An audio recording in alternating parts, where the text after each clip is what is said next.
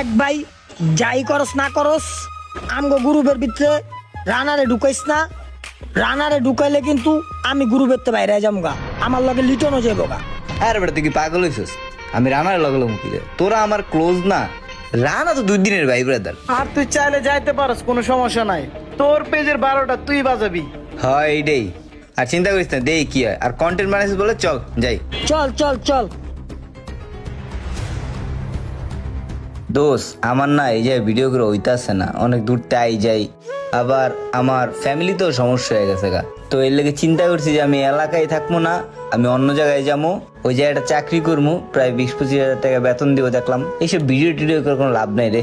Page যে down হয়ে যেতেছে গা, এটা খেল নাই, নিজেরটা 16 আনা আর আমগোটা চাইরা না। কি রে তুই সব কি কইতাছস? তুই গেলে গা আমরা দুজন কিভাবে ভিডিও করবো?